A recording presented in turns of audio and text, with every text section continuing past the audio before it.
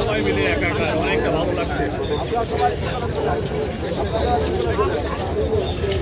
তো ইতিমধ্যে এই র্যালিটি জুলাই গণ অভ্যুত্থান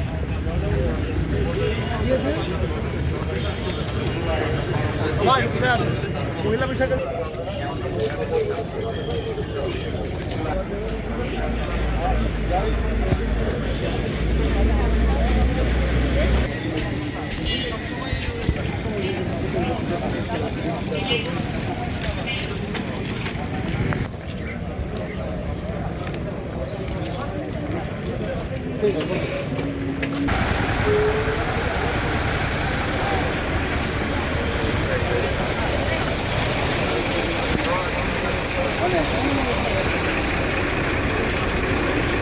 আমরা আমাদের সম্মানিত আস্তে আস্তে আসবেন একটু মাননীয় জাতীয় সংসদ সদস্য মহোদয়কেও আমরা দেখতে পাচ্ছি র্যালির সম্মুখভাগে। শুরুতেই আপনাদেরকে যেমনটি জানিয়েছিলাম, প্রথমেই পুষ্পস্তবক অর্পণ করবেন আজকের এই শহীদ বেদিতেই গণপ্রজাতন্ত্রী বাংলাদেশ সরকারের পক্ষে জেলা প্রশাসক মহোদয় ঝিনাইদহ, তার সাথে জেলা প্রশাসনের অন্যান্য কর্মকর্তাবৃন্দ রয়েছেন। এই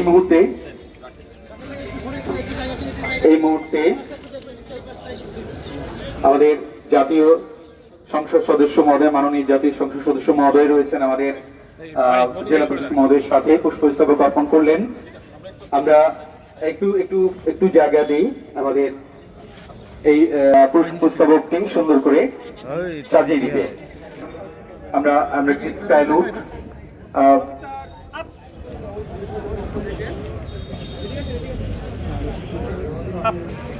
শহীদদের প্রতি সম্মান প্রদর্শনী পুষ্পস্তবক অর্পণ করা হচ্ছে প্রশাসক মহোদয়, জেলা পরিষদ ঝিনাইদহ।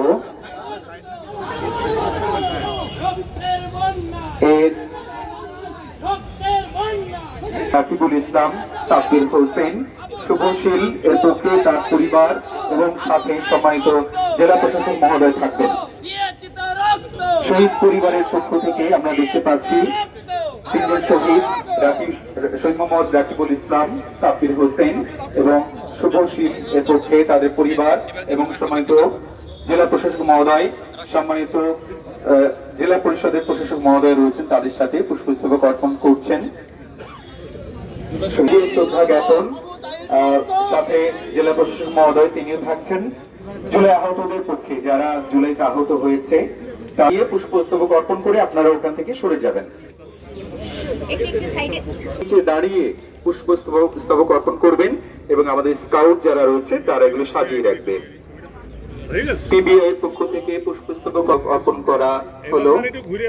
এরপর আসবে পক্ষ থেকে এবারে পুষ্পস্তবক অর্পণ করা হচ্ছে। খুব ধীরে ধীরে আসি যেহেতু এটি শ্রদ্ধা প্রদর্শনের বিষয়। এরপরে আসবে পরিবার পরিকল্পনা বিভাগের পর পুষ্পস্তবক অর্পণ করবে এবং আমরা কেউ শহীদ বেদিতে